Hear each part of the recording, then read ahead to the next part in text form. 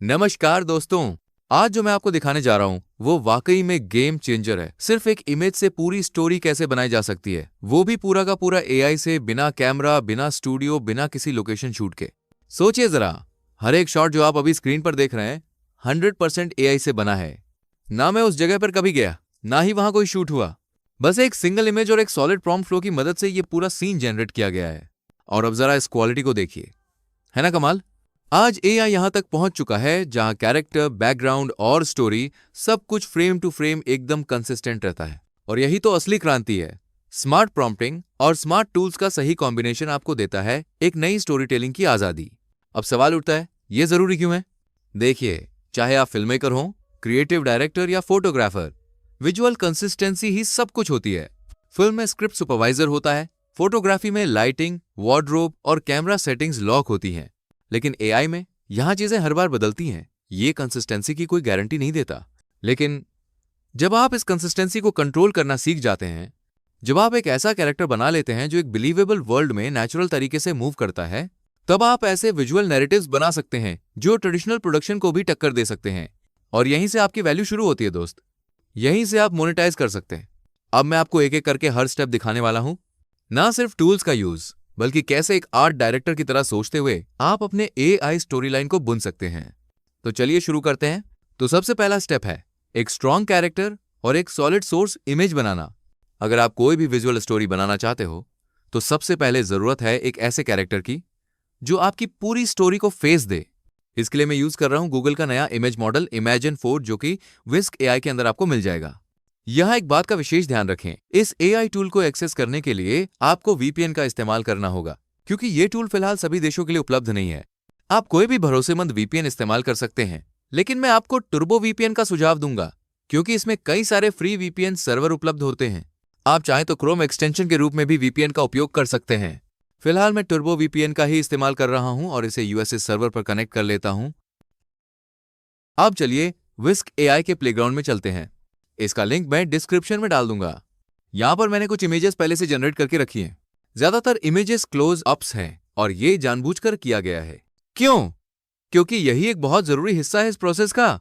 ध्यान देने वाली 3 सबसे जरूरी बातें। Number 1, frontal expression. सामने से लिए गए चेहरे की क्लियर इमेज चुनो ताकि बाद में कैरेक्टर को कंसिस्टेंट रखना आसान हो। Number 2, costume details. कपड़ों की डिटेल्स जैसे फोल्ड्स, टेक्सचर, एक्सेसरीज साफ साफ दिखने चाहिए ताकि पूरी स्टोरी में वही आउटफिट बना रहे। Number 3, background control. बैकग्राउंड में क्या चल रहा है वो भी सोचो। क्या बैकग्राउंड में कोई खास चीज होनी चाहिए? क्या उस बैकग्राउंड को आगे की स्टोरी में रखना जरूरी है? अब चलिए मैं आपको अपना एक प्रॉम्प्ट बताता हूं जो मैंने इमेजिन 4 में यूज किया। Prompt: a Moody photo realistic close-up photograph of a model standing in a fog-covered forest. The background is slightly blurred, and in the distant mist, the silhouette of a castle is visible. Cinematic lighting, shallow depth of field, natural skin texture. अब हम generate button पर click करेंगे and boom, आप देख सकते हैं कि imagine 4 बहुत ही हाई क्वालिटी और डिटेल्ड इमेज जनरेट करता है। अब पर्सनली मुझे सामने से लिया गया फ्रंट फेसिंग शॉट सबसे बेहतर लगता है, ना तो साइड व्यू, ना ही कोई एंगलर शॉट, क्योंकि जब हम वेरिएशंस बनाएंगे तो हमें उस पर ज्यादा कंट्रोल चाहिए होगा। तो देखिए, ये वाली इमेज मुझे सबसे सही लगती है। चेहरे की सारी डिटेल्स क्लियर हैं, बैकग्राउंड में किला भी दिख रहा है, आउटफिट भी साफ नजर आ रहा है। यही है वो सारे विजुअल क्यूज जो हमें आगे बनाए रखने हैं।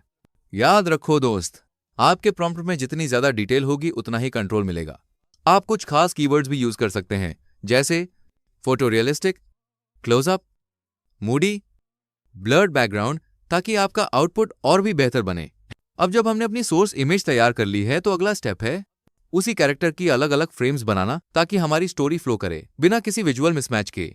इसके लिए हम यूज करेंगे फ्लक्स का एक कमाल का टूल, कॉन्टेक्स्ट डेव।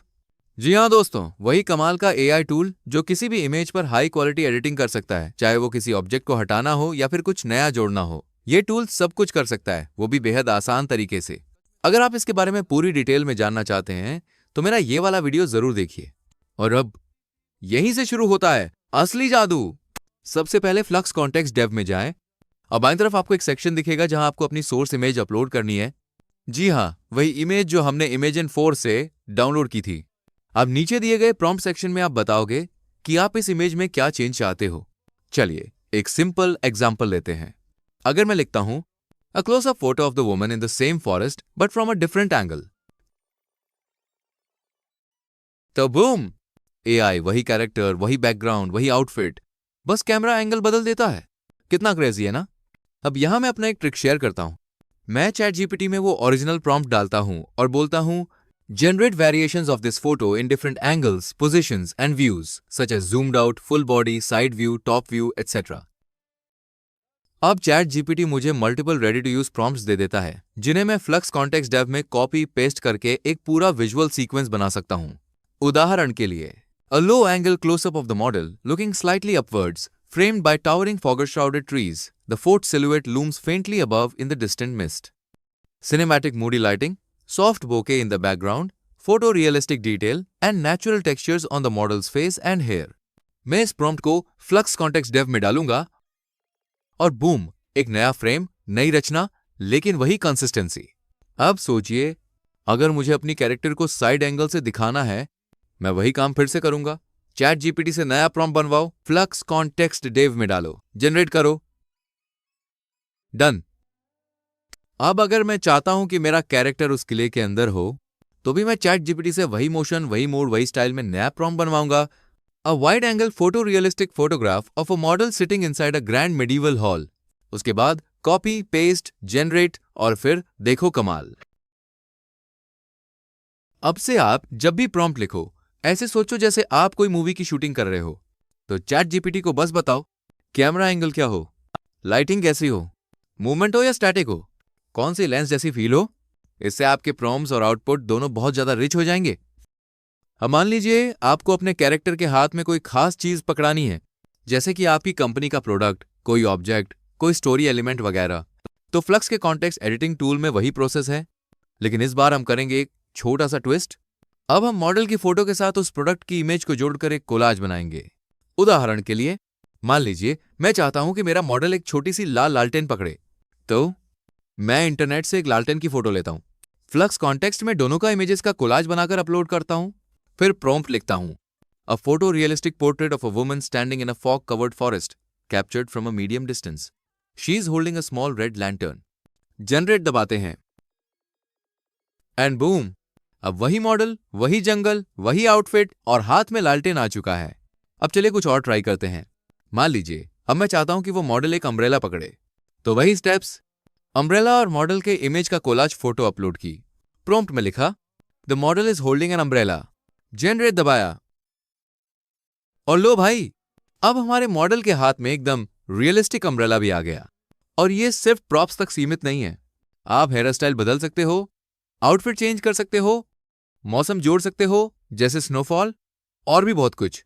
अब जब हमारे पास सारे कंसिस्टेंट फ्रेम्स आ चुके हैं, तो अब बारी है उन्हें वीडियो में कन्वर्ट करने की, ताकि हम एक प्रॉपर स्टोरी लाइन बना सके जिसमें मूवमेंट हो, कैमरा ट्रांजिशन हो और इमोशनल इंपैक्ट भी। इसके लिए मैं यूज करता हूं गूगल का VO2, एक शानदार AI टूल जो आपकी स्टिल इमेज को मूवी जैसा मूवमेंट दे सकता है। VO2 समझता है camera motion, zoom in, zoom out, fast forward, slow pan और यहां तक कि हैंड हेल्ड स्टाइल मूवमेंट भी। उदाहरण, अगर मैं चाहता हूं कि इमेज में हल्का जूम इन हो, तो बस VO2 पर प्रॉम्प्ट डालो, जूम इन, सिनेमैटिक मोशन, तब आपको ऐसा आउटपुट मिलेगा। अगर एक सीन ड्रामेटिक लगाना है, तो यूज करो hand held slow forward motion, तब आपको ऐसा आउटपुट मिलेगा। और इतना ही नहीं भाई, ये पूरी वीडियो को स्टोरी के हिसाब से कनेक्ट कर देता है। तो इस वीडियो जनरेशन टूल का इस्तेमाल करने के लिए आपको सीधे इस वेबसाइट पर जाना है जिसका नाम है फ्लो। हाँ, वही गूगल का नया फिल्म मेकिंग टूल। फ्लो पर आपको VO2 और VO3 दोनों मॉडल का एक्सेस एक ही साथ मिल जाता है।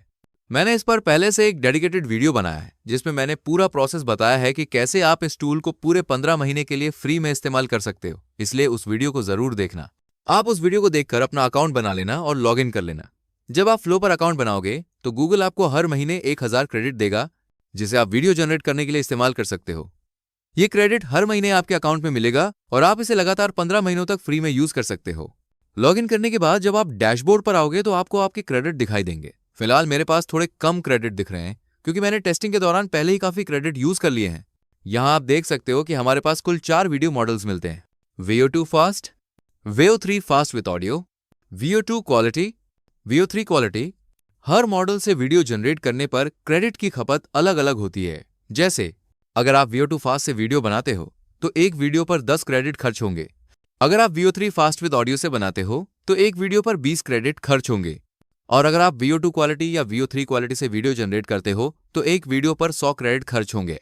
अब तक जो भी वीडियो मैंने आपको दिखाए हैं वो सारे VO2 फास्ट मॉडल से जनरेट किए गए हैं और जो रिजल्ट मिला है वो काफी अच्छा रहा है। अगर आप इसे इस तरह से इस्तेमाल करते हो तो आप हर महीने करीब 100 वीडियो फ्री में जनरेट कर सकते हो, जो कि बहुत ज्यादा है। अगर आप इस प्रोसेस को फॉलो नहीं करना चाहते तो एक और तरीका है जिससे आप वीडियो जनरेट कर सकते हो, लेकिन यह केवल लिमिटेड वीडियो जनरेट करने की सुविधा देता है और सिर्फ VO2 मॉडल पर काम करता है। इसके लिए आपको सीधे गूगल AI स्टूडियो पर जाना है। वहां आपको एक ऑप्शन मिलेगा जनरेट मीडिया, उस पर क्लिक करना है। जैसे ही आप क्लिक करोगे आपको वहां व्यू का ऑप्शन दिखेगा, बस उस पर क्लिक करें और आप सीधे व्यू के डैशबोर्ड पर पहुंच जाएंगे। वहां आप देखोगे साफ लिखा हुआ है video generation with Veo in AI studio has limited free quota for testing. तो इस बात का ध्यान जरूर रखना कि यहां पर आपको सीमित फ्री कोटा ही मिलेगा सिर्फ टेस्टिंग के लिए। वीडियो बना तो लिया, लेकिन बिना साउंड के वो अधूरा लगेगा ना, तो मैं यूज करता हूं थिंक साउंड, एक फ्री और ओपन सोर्स AI मॉडल जो सिर्फ वीडियो फुटेज के हिसाब से साउंड जनरेट करता है। करना क्या है, अपने वीडियो को थिंक साउंड पर अपलोड करो। प्रॉम्प्ट में लिखो माहौल कैसा हो, जैसे forest with wind, rain with thunder. Mood कैसा हो, जैसे सस्पेंसफुल, इमोशनल, मैजिकल। एंटर दबाओ और बूम, अब आपको मिल जाता है perfect background sound AI generated.